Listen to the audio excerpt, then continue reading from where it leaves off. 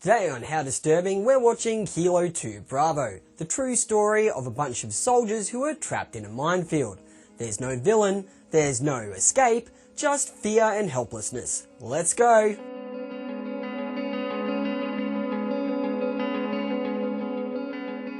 Hey and welcome back to another episode of How Disturbing. I'm your host Billy Bogues, and today we're looking at Kajaki, also known as Kilo 2 Bravo. Obviously on How Disturbing, the things that we review are of a disturbing nature, so viewer discretion is advised. This is also your spoiler warning. Let's go watch Kilo 2 Bravo.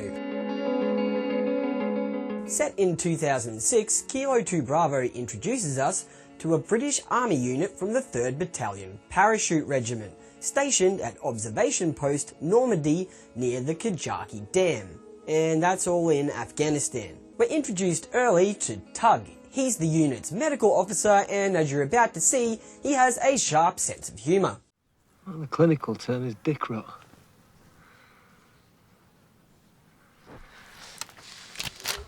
Anyone nice? 4 actually. All delightful. Bastard. Tug will become the closest thing we get to a main character, but just for now he's going to fade into the distance. That evening, the group engages with some rebels who have set up at a distant petrol station. Right, what are we looking at? It's that fucking petrol station again, Ash.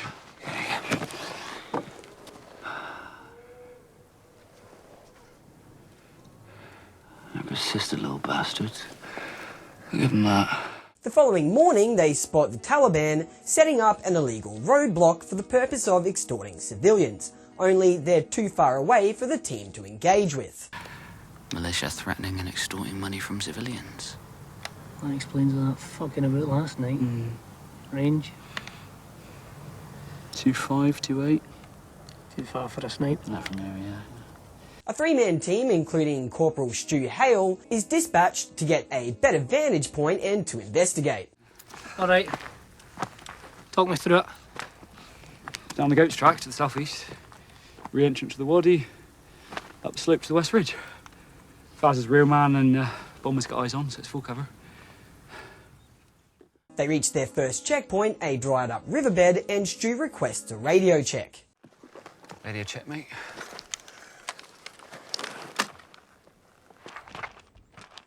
Hello, Kilo 2. This is Kilo 2 Bravo, radio check, over.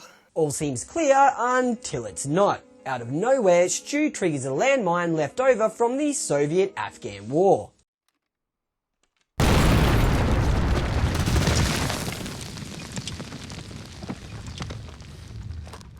At first, Stu is confused, thinking that he's been hit with a mortar. Stu? Contact! Mortar! Stu! Got f***ing eyes on you, mate! F***ing eyes on! But as the team rushes in to help him, the truth is soon realised. He's had his leg blown off. Leave the rifle. That's my f***ing finger, pal. Don't tell me to f***ing calm down. Listen to me. Slipped on a f***ing mine, mate, all right? Ah! Ah, Jesus Christ! Tug is informed, and Kilo 2 Bravo quickly organises a small evacuation team. Jay, look, Ken, mine strike on Normandy. Tug, man down, mate. Med Bergen, let's go, yeah? Anyone else got a med kit? One here, Maka. As more of the team arrive on the scene, Stu is comforted by another soldier, whose name is also Stu, which makes things slightly confusing amongst all the chaos. How we doing, big fella? Heard you screaming all the way for the top, you big homo. Aye. All I heard was, oh, my leg! My f***ing leg! I thought to myself, yeah, I know that big poofy voice. Tug arrives and he's briefed on the situation. So what's going on, pal? All right, right leg, as you see it, mate. Right hand, yeah. Damage to the left leg. Yeah. Says his right knee's giving him jip too. I've strapped it off, given him a pen of morphine, marked it up. The men begin carefully marking and clearing the area around the injured Stu. One here, boss. Just mark it, buddy, and then deviate. This is also where we get to meet Corporal Mark Wright. He's the leader of the group and quickly establishes himself as a pivotal character. I say character, but I shouldn't, because Corporal Mark Wright is a real person, but anyway. He orders the team to move Stu to a nearby bank and prepare for an air evacuation. Mark, what are you thinking? Need to pull him away from the rocks, get him out in the open.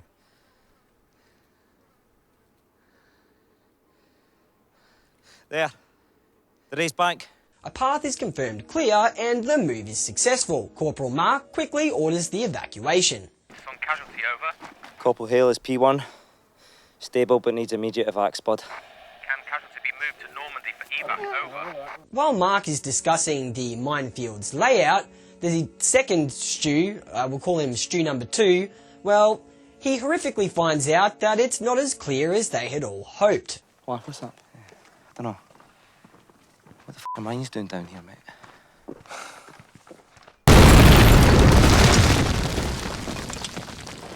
Mark and another soldier, whose name isn't immediately clear, quickly rush to his aid despite the imminent danger. Right, Stu, let me do my job, buddy. Let me do my job. It now becomes painfully clear. They're in the middle of a minefield. Get the f*** back! Stand fast, man! Don't place is f***ing loaded! Safer, it's not f***ing safe, man. Relief briefly washes over the group when they hear a helicopter approaching. Stu, you got med pack? Kilo 5 Bravo, Kajaki inbound. Luke, med pack? Take to this nearby, over. But panic returns when they realise that it's not the nimble Black Hawk that they had ordered, but a much larger Chinook. Movement impossible due to location being minefield. Chinook unsuitable for pickup due to location being minefield. Request HH60 with winch as previously indicated. Location is a f***ing minefield. Over! The risk of its rotor wash setting off more mines is extremely high. Charlie, what's going on? They're not moving. They're signalling something. I can't work it out. Mark desperately tries to communicate this as the helicopter just continues to attempt to land. This is a hot HLS repeat. Bye. Over. Eventually the message gets through and the Chinook pulls away.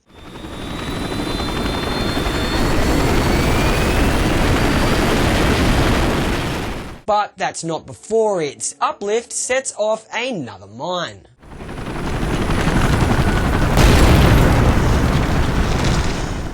Stu number 2 is even more severely injured after taking a second blast from a mine. Jared, sit. Jared! Yeah. Sit, Red! Mark's taking it in the chest. And Stu's been hit again. And the med's down. Mark suffers devastating chest and arm injuries, and 2 other soldiers are also vaguely wounded.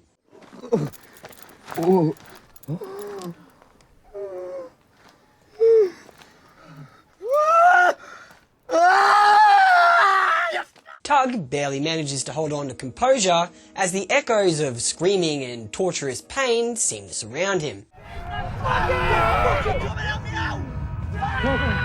Tug, what are we doing? Tension spikes again when a young, inexperienced soldier struggles to tend to Corporal Mark's wounds and can't quite grasp Tug's instructions. Put it round his arm and tie it tight. It'll stop the bleeding. Nobody's asking you to open fucking heart surgery. Where, Brussels? Where do you want to fucking say it? His arm is barely fucking hanging on. Mark, please. Please, Mark, please. In what may be the most stressful scene I've ever seen in a movie ever, Tug then attempts to reach Corporal Mark by throwing his backpack, jumping onto the backpack, and repeating.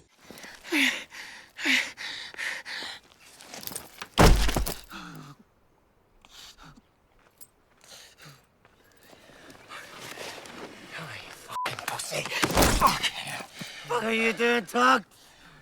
Corporal Mark has become desperate for water. Got a drink of water, mate. I'm f***ing dying here. No, I'm out, mate. Tug, have you got any water? His comrades manage to get him 1 bottle. Casualty evacuation, 10 minutes. Barlow, heads up. Fuck for that. which is almost dropped, and the second bottle he's thrown, well, that sets off another explosion. Right, next one. Kajaki, 10 minutes, yeah? Yeah. Always fucking...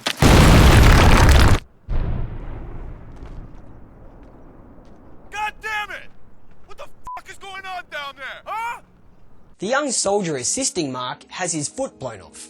Mark is now hit for a second time, suffering facial injuries, and Stu number 2, unbelievably, suffers after he is hit for a third time. There's a tourniquet and a morphine pen, yeah? You know what you're doing, man? Be within a minute, man. Be within a minute. He's so fucking awesome. Time marches on, and Tug does his best to keep everyone's morale intact, even finding moments of levity. Mark, you're getting mine, so are you? November. Just as well as I think my wanking days are over. Might need to get my suit remeasured now. The soldiers surprisingly manage to joke around as they cling on to hope. We haven't given up on you. The least you can do is not give up on us, you cunt! Jesus, my cheesy on. Gosh, pit. Fuck up. And hey, they even discover that it's David's birthday. Happy birthday to you. Happy birthday, David Bronson. Happy birthday to you. However, as all this happens, Mark's condition is fast deteriorating. We've been waiting for this chopper for 3 fucking hours. And if it don't come soon, and I'm talking now, people are gonna start dying down here. Minutes. Alright, that's what we fucking got. You have to fucking sort it out. After what seems like hours of agony, the Black Hawk helicopters finally arrive.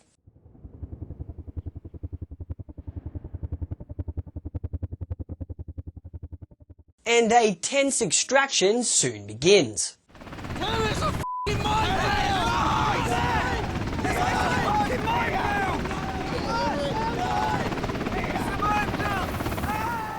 One by one, and with the help of Tug of course, the men are winched to safety. Mark! Mark! You with me? You're up! You're up! As they fly off, Mark, barely conscious, asks one of his rescuers if all of the team made it out. Yes, Mark. They all got out. Once he finds out that they did, Corporal Mark finally lets go, and he dies a hero. Mark! Mark! Crash!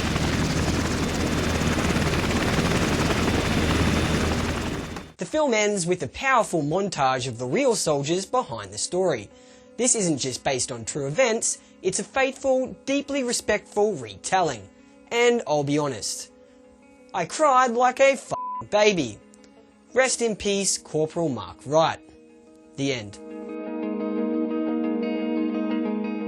Kajaki Kilo 2 Bravo was released in Australia in 2018, and it received a very well-deserved 18+ rating. What's immediately striking about Kilo 2 Bravo is how authentically it captures the real-life events that it's based on. These aren't just characters, these are real people, and the weight of that never truly leaves the film. I won't labour the point, but I will say it is genuinely remarkable. Something you'll hear me mention in this and the next 2 videos is how thick the accents and dialects make the dialogue challenging to follow. But trust me, you definitely adapt quickly and it fast becomes part of the immersion. While Tug initially feels like the main character, the film definitely avoids centering on any one person. Kilo 2 Bravo is about the group, their shared trauma, loyalty, and resilience, functioning as one unified tragic whole. The performances in Kilo 2 Bravo are genuinely some of the most naturalistic I've ever witnessed. It's honestly baffling to me that none of these actors are more widely recognised. And the visual effects, well, they're disturbingly convincing. The injuries are rendered with such clinical realism that it feels more like a medical documentary than a war film. You can practically feel the dirt, the heat, and yes, the flies. There are so many fucking flies. Kajaki Kilo 2 Bravo is an unflinchingly brutal and essential film. If there's one single film that I've ever watched that I strongly urge people to go and seek out, it's this one. Now, arguably the most important part of a How Disturbing episode. We're going to see where Kajaki, or Kilo 2 Bravo, ranks amongst its brethren of disturbing films. First of all, I'm going to rate Kilo 2 Bravo for just how good I thought it was as a film, and I'm going to give it an 84 out of 100. I really enjoyed this film, and I'm a hard rater, let's face it.